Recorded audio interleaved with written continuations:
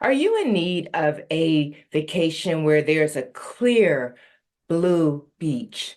Well, I was as well recently. I told my fiance, I was like, I got to have a break. I need ocean water. I need a blue, clean ocean water just so I can relax, someplace to unwind. We were actually going to his niece's uh, college graduation in Atlanta. So that was a perfect time to find some place that was nearby in the Caribbean, Mexico, wherever that where we can get to in just a few hours. I didn't want to fly anywhere that was too far away. And I wound up selecting the Cancun area. He has a timeshare that allows, I guess you can visit other areas and it's sort of a discount or whatever that situation is. So we went to that website and selected one of those properties. And let me tell you, I was so excited. It's like I needed ocean. My whole idea for my vacation, because Mark likes to sleep in, my fiance, especially on vacation. I get up early, 6 o'clock, 7 o'clock in the morning, no matter where I am. So my idea was great. I can do just like I did on our last vacations to get up early, go out to the ocean, get in the ocean, because I don't get into the ocean here in America, unfortunately. So I thought, great, this will be my time. It's a spiritual moment. I got take my yoga mat. I'll put my yoga mat out there on the beach and just have my morning uh ocean time to myself. And then, of course, throughout the day as well. So we get to the property, and one turns out it's 45 minutes from Cancun. It wasn't Cancun proper, is what they call it. But so while we were checking in, I was just anxious. I want to see the ocean. So at one point, he was talking to the lady who is handling our visit. I told him I'm going out to go look at the beach. So I walked out to the beach and literally sat down and cried. It was filthy.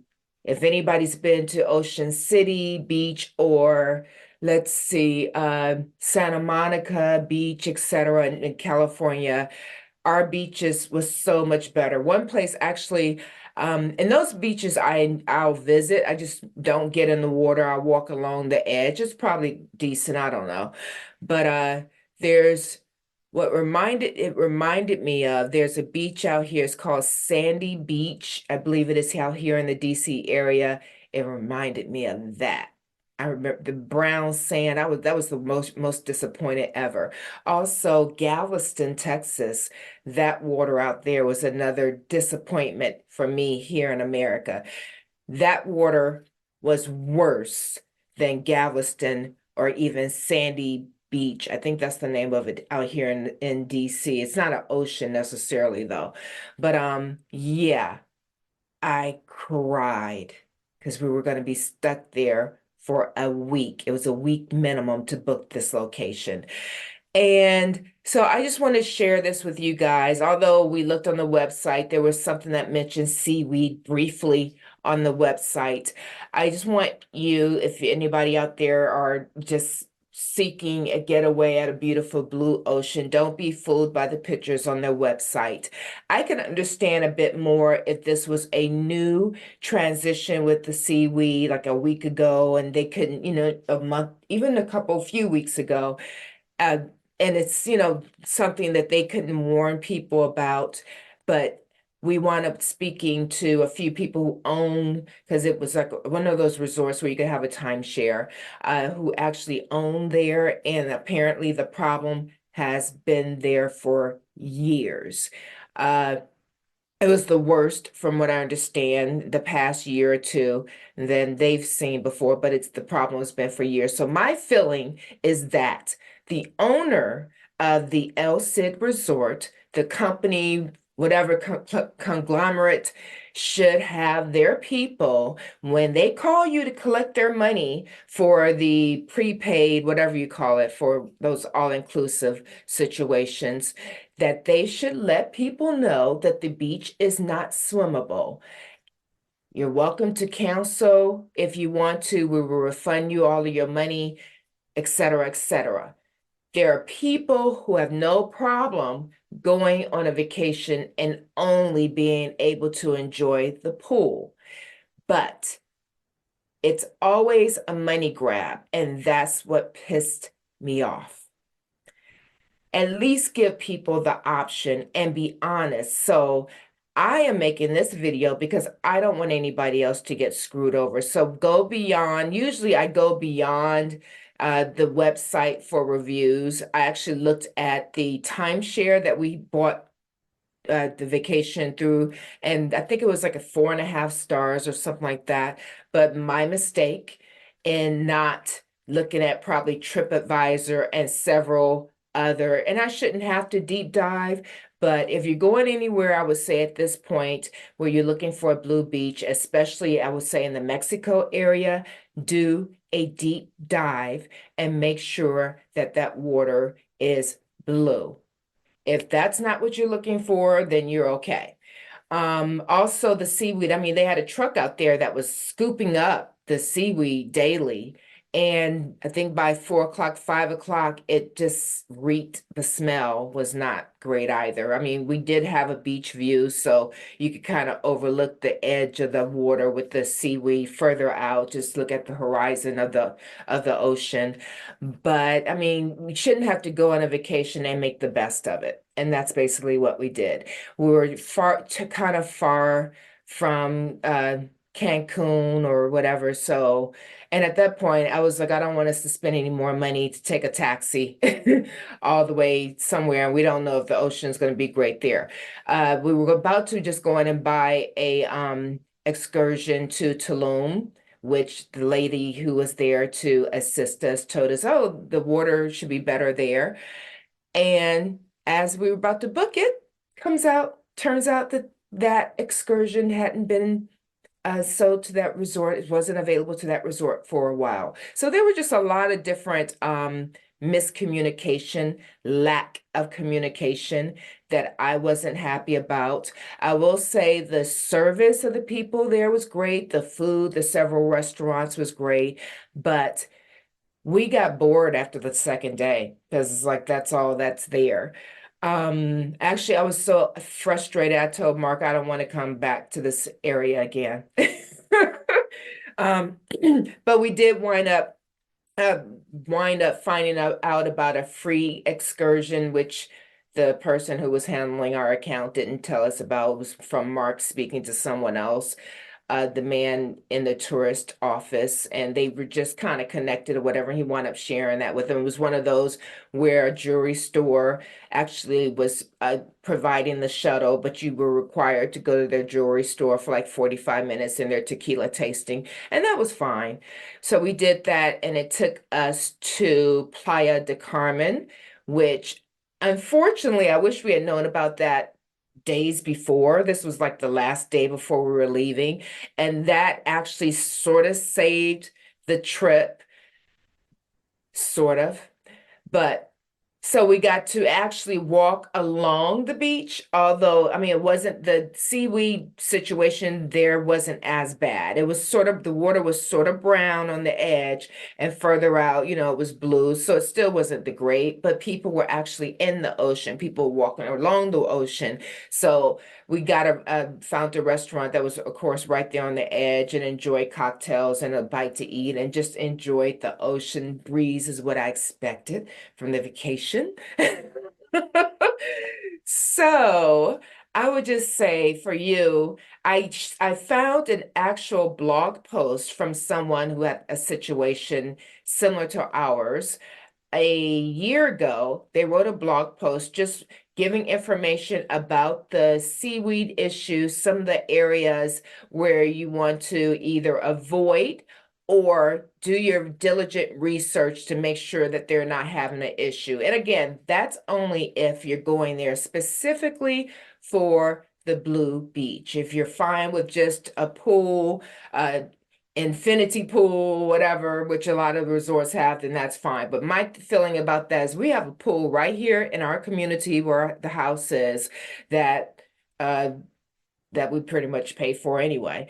But I can go to that pool for nothing extra. So the pushing about their infinity pool, I could go to one of many hotels in the area, if that's the case, and pay $300, $400 on a room and enjoy the pool there. And so just make sure that you save your vacation. And I know that I will be more diligent and thoroughly search probably 5 pages down of reviews in Google before I ever go to that area again. And I did soften up with my fiance because first I told him I don't ever want to come to the Mexico area again. Ever. This is what's going on now. I'm trying to remember my last trip to Mexico was Acapulco, and I enjoyed that. But yeah, so I've softened because since I've found out from other relatives who went to Tulum recently that there wasn't an issue with the seaweed during that trip, the water was blue. So I've softened. But anyway, please read that blog. It's on the posted with this video with the link, and you can go and read the blog and just learn, educate yourself so that your vacation is not ruined. We made the best of it. Of course, I was there with my man, so we had a good time, although we were both bored. I mean, how much drinking and eating can you do and just laying out? It's like, okay. But I did learn something great about myself is that I think I always knew it, but it's definitely ingrained now, is that I love architecture. I love when I go on a vacation, the opportunity to explore culture, walk around, that type deal. So if I'm only stuck on a resort at a beach, that doesn't work for me. It would be 3 days at the most. I can do that. 7 days, no, I can't do it. Excursions, I don't care what they're offering. I can do that here, just I won't have the beach here. But anyway, so I learned something about myself. I need beautiful architecture. I need culture to explore another culture, history. I need all of that combined with a beautiful beach. If I don't get a beach, because when I went to Rome, of course, the beach, whatever, wasn't there, but there was beautiful architecture and history, Florence and Venice, etc. Of course, Venice has beautiful waters, but I didn't get to do the gondolas because the water was too choppy. So that's on my list to go back to Venice. But anyway, you don't need to know about all my travel history. So just make sure seaweed does not ruin your beautiful blue beach plans. My guest, Lisa Friedman, is the owner of CareFinder, a senior placement service helping families navigate step by step through the entire process of finding a residential senior living community that is a perfect match for your senior loved one. With over 8 years' experience in the senior care industry, Lisa launched CareFinder LLC in the fall of 2023 to bring calm to the storm and stay with families through this vital decision process until the sky clears. CareFinder's mission is to make sure that there is a match between the senior, their family, and the community. Now, Lisa is joining us today to share the benefits of hiring a senior living community placement service such as hers so that you can make an informative decision, save time, minimize the overwhelm and emotional crisis that such a decision has on family members. Lisa, thank you so much for joining us today. Thank you so much, Sunita. I just feel such a pleasure to talk about a subject that I feel very passionate about. As I was sharing a little bit beforehand, I got into the senior care industry like many of us do. We have a parent or a loved one that kind of just pushes us into, into the chaos of it, and you learn a lot from there and decide, what you want to do in terms of supporting them. And it can be a very daunting and frustrating journey. And for myself, when I embarked upon my own mother's care back in 2013, it was a really tough time to figure this out. And if I had known all the things that I know today, I probably would have had a little easier path, to help her through. So I got into the senior care industry after my mom passed in 2016 because I felt that there were a lot of need out there and a lot of people that needed guidance. And I first embarked on my journey in senior care with home care services and worked for a local franchise in the area, helping people navigate how do you start home care? When do you decide to bring someone in the home to support your loved one? How long does it make sense to have someone receiving care in the home, and what to look for in terms of a caregiver, and the different types of support services and those kinds of things. And over time, it was just very organic. Families came to me and said, my aunt or uncle, has been receiving home care, and now it just doesn't seem to make sense anymore. They need something more supportive in terms of a community. So I was already informally helping people in terms of looking at that and researching a good match or good fit for them in senior living. Mm-hmm. And so this last fall, I just decided to take a leap of faith and move out of the home care space and launch my own business. And it just has really exploded. I knew there was a need in this community to better help folk with, a path, and there are so many adult children like ourselves that are out there really struggling to navigate this, and are looking for someone that has the experience, that can be an advocate for them, that has the compassion to work with them and their loved ones. And as you know, when you're putting together family dynamics, it can be very challenging. And what I've learned over time is not everybody's on the same page about how we take care of mom or dad or aunt or uncle. There's lots of factors that come into play. The difficult situation, I guess the critical piece that is really important to evaluate at first is, what are the resources that someone has? Because not everyone has a lot of resources to pay for senior living communities. And then there are others that have more resources. So I love what I do. I kind of feel like a sleuth. I'm always, looking at how do I take this particular client and take into consideration what are their medical and cognitive needs, what are their socialization needs, what are their interests, what are their religious preferences, where do they want to live? Location is really key.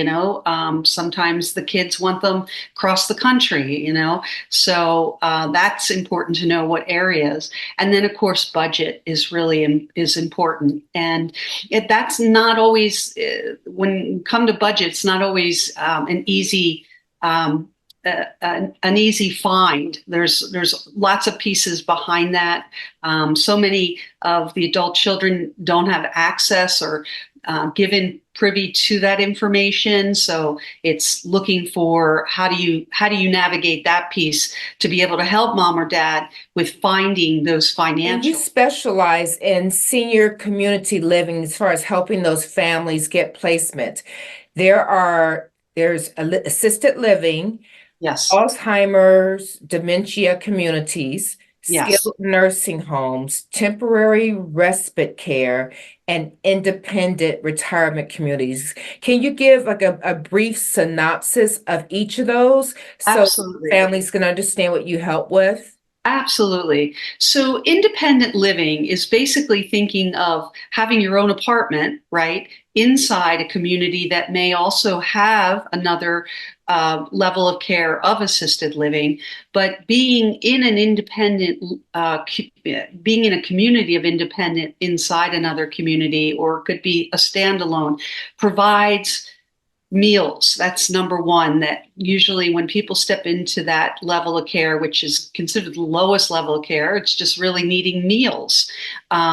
Sometimes they need help with transportation services, but basically that individual is ambulatory, may not be, but pretty much can help themselves through most of their activities of daily living. They're just looking for, getting 3 meals a day. They may need some assistance with some possible, not so much med management, but just reminders of, you need to take your pills this, different times a day. Transportation is a big thing for folk that move into these communities on the independent level. They're looking for that. But besides that, and they're looking for socialization too, because it's similar in the sense of a assisted living that provides those other additional activities and socialization. But it's for someone that doesn't have higher needs, like doesn't need assistance with, say, personal care. Once you come into the personal care realm, and it's more of I'm going to say a gray area now, because there are many independent level communities that offer a la carte services that sort of shadow what assisted living does, but not as regularly as they would get those services on the assisted living level side. So for instance, this person might only need assistance with a shower, perhaps maybe once a week, and they can pay extra in the independent living community, whereas someone in assisted living may need assistance 2-3 times a week. Mm-hmm. So it's the regularity of what one needs that kind of converts them to a higher level, which we call assisted.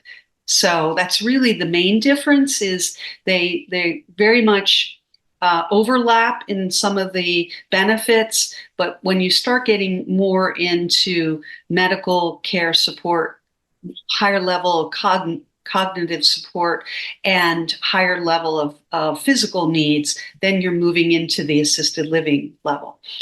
Memory care is when someone has definitely, it may not be so much physically, but physical in the sense of the person could still be ambulatory, but has a high level of cognitive needs, either is progressed in levels of higher dementia, or, as you say, into Alzheimer's, where they, at that point, are looking for more of a higher support community, but even a secure community.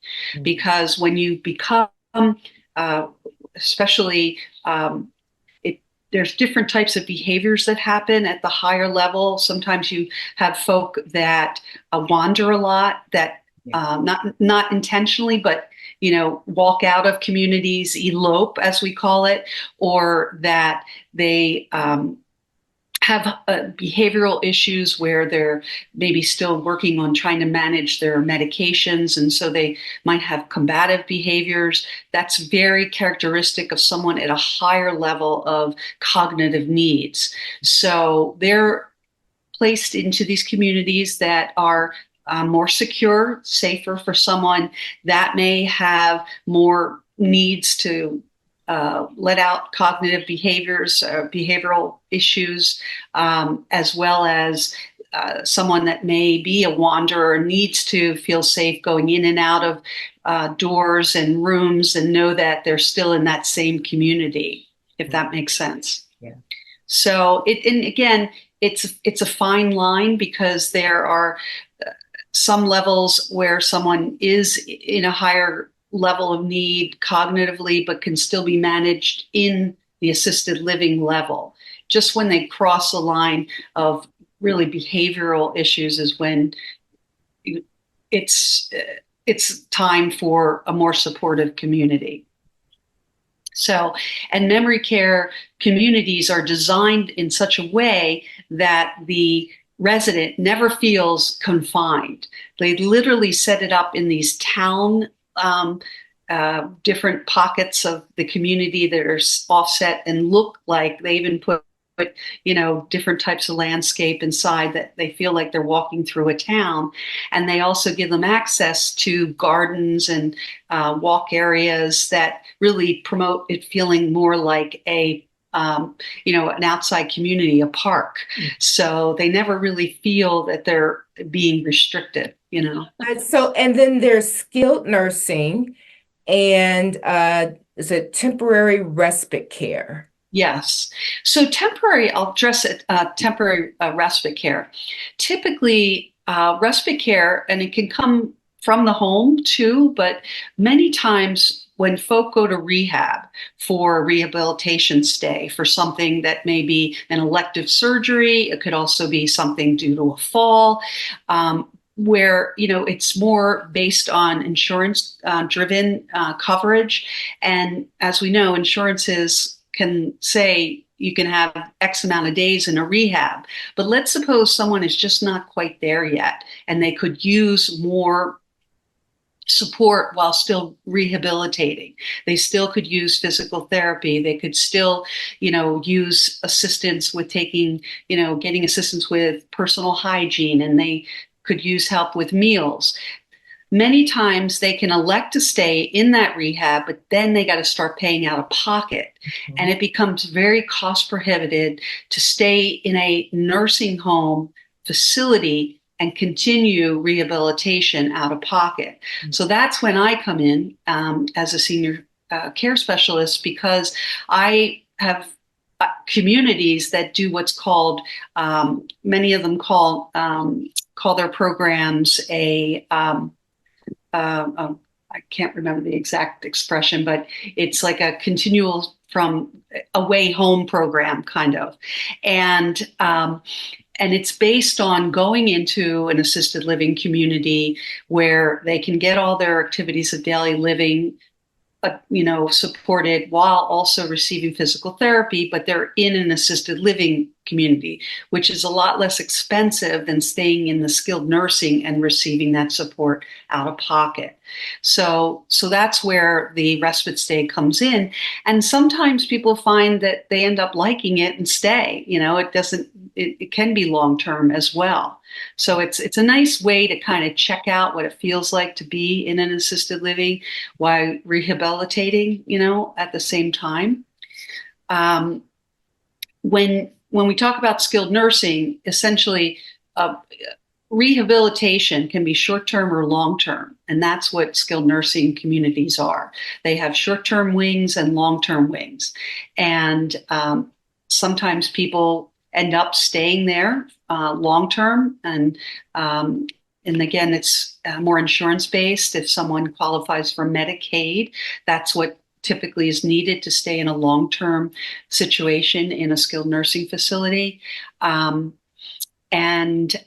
that's usually to end a life, unless somebody has resources to go into a different type of community where they can spend end of life.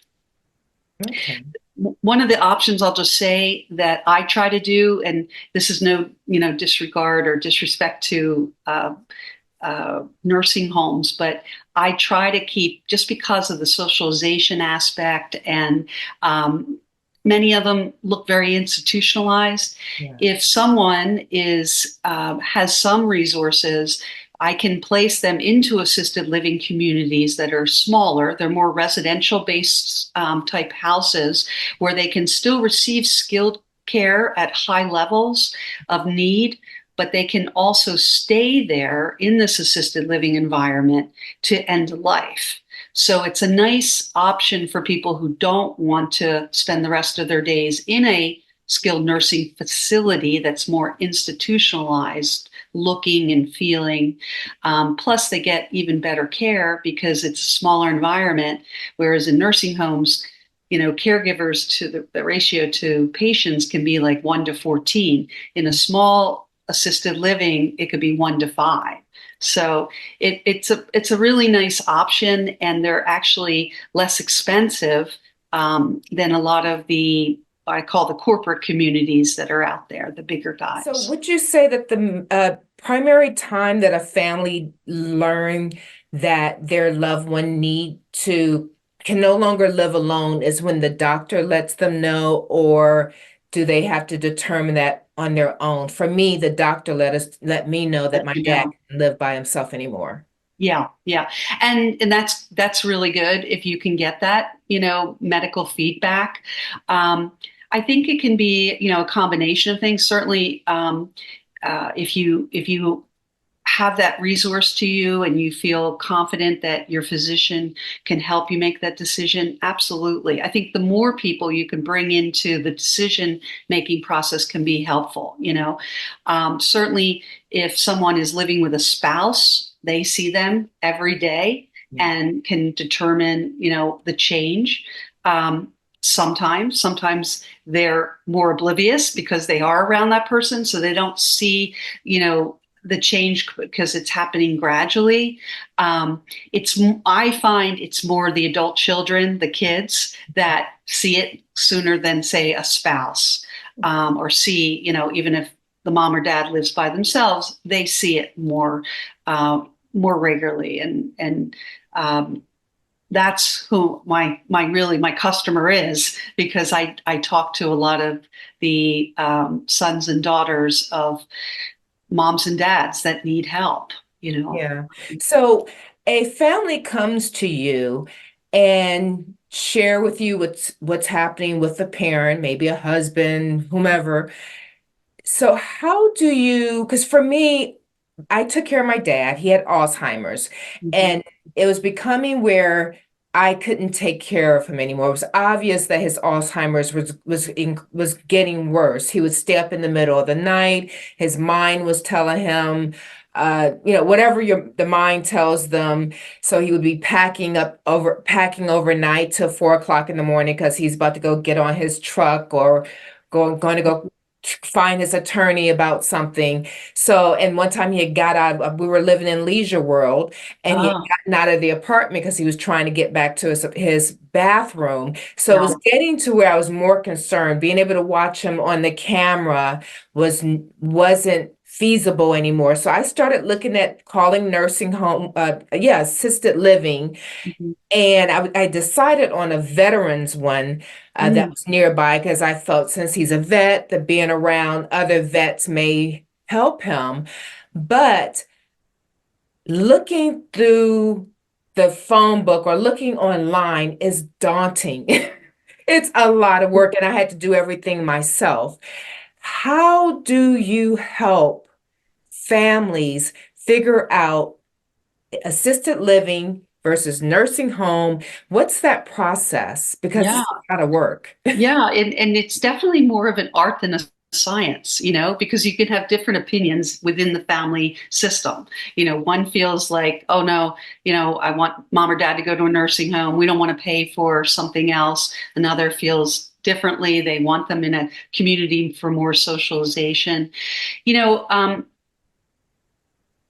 I'm really good, and I think that's where my experience, having been in the industry for a long time and being in home care, I can see the transition and understand it better.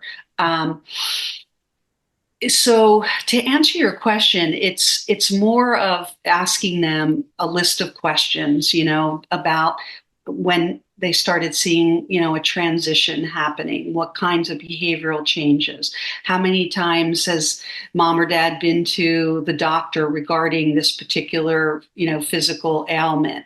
It's getting into, the nuts and bolts of like what's this journey like, how long has this been going on, when did you see a change in their sleep patterns, or a change in how they are able to take care of their hygiene, different things that help them sort of assess that, yeah, this has actually been going on for a really long time, or this behavior or this change in how they take care of themselves has really just started to happen. Yeah. Um, and then, from there, we look at, well, what would benefit them? Would it make sense to continue having someone support them in the home, or is that no longer an option because they are an eloper or they are up at night, and that requires more coverage for a caregiver during the night? And is it becoming cost prohibitive? So it's really more of looking at all the different factors that play into what's been happening in the past, what's going on currently, and how do you see your loved one, like what is your vision for mom or dad? Do you see them in a community? Do you think they would acclimate well in a larger community, or would they do better in a smaller size community? And it's listening. It really is a skill for listening, and it can change. Some families come to me and they're like, we're ready to roll. My mom's ready to roll. And, we select a community based on the medical and cognitive needs, the locations, the financial, the basic things. And they do well. But others, because of it can be a complex situation, and they're not able to make a decision as to how to move forward yet. Yeah. So we just keep building on our relationship and providing more information on, a time frame, and then we revisit and talk with each other and see where the family is at a certain point in time, and keep trying to provide as much guidance in terms of understanding the communities, because there's different nuances. Even, you can say, I want an assisted living community, but they're all different.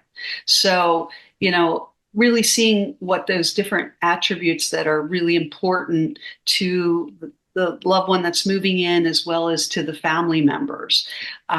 And I do a lot of touring and taking them out to get educated around, what are the medical coverages in these assisted livings? Do they have nurses during the night or just during the day? And, what types of medical services do they bring into the community? Some will bring, primary care docs. Others, have someone in, the back burner, but they're not there on a regular basis. Or, what types of other ancillary medical service, like podiatry or dentistry, does that come in regularly? What are the things that are important to that family? You would take away a lot of the footwork, because also you'll know the I guess you could say the budget that's available, which could eliminate certain facilities. I know Alzheimer's and dementia communities can be very expensive. Very expensive. And I know one time I was looking up, I forget which communities I was looking up, and I think it was something like you had to put up $50,000 or $100,000. I don't know where this was. And I told a friend of mine, he was like, "What?"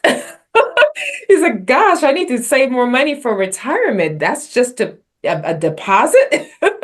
Yes. So that would eliminate a lot of time. How do you charge? I mean, is there like a flat rate? How does that work? Because of course, anyone who would come to you would want to have that. Sure, absolutely. And I'm very transparent in how I make a living. So my services, my guidance, I tell people I'm a senior Google out there, is no cost to the layman. No cost to the families, no cost to to the clients. How I make a living is on the back end.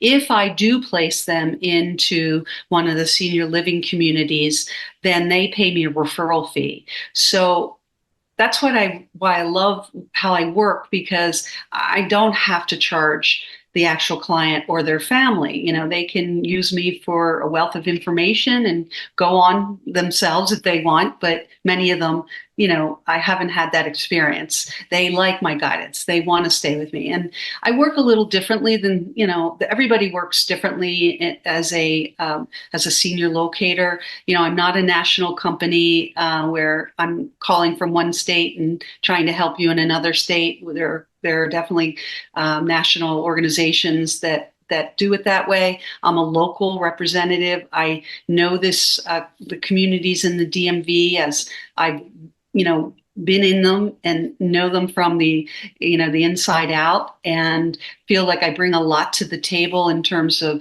educating my families about who the administration are, what types of activities do they offer, what's the food like. I go in and I have a meal and I get to know, is this a place I would want to live? Right. What are the size of the apartments? Because you could go to one community and get a 300 square foot apartment for $10,000 and go into another place and get 1,000 square foot apartment for half that price. So, I know those things, and I can, bring my clients to the communities based on what their specific requests are and what they're looking for in a new home. Yeah. And when speaking of food, there was my dad had to do rehab at a local, I guess it was a nursing home, and I was shocked when they just put the food in front of him, and I'm like, I cut up his meats and Yeah. everything. So he wound up losing a lot of weight when Yes. I couldn't be around him because he had COVID. That's basically led to his Yeah. demise. But they were just putting food in front of him. Yeah. Nobody was cutting anything up. So that's something, I Yeah. guess someone like you could answer. I wouldn't have selected that Absolutely. location had I known that. Yes. So speaking of, you're only in the DMV area, just real quick, because I know we have to go. For our listeners who are elsewhere, what would be the main thing that you would say for them to look for, because they're not in the DMV area, to look for in selecting a business like yours in their area? Yes. What I would say is, you're going to hear a lot of national companies that are out there. I would say dig deeper and find a local person, because, they're the guy that's been in these communities.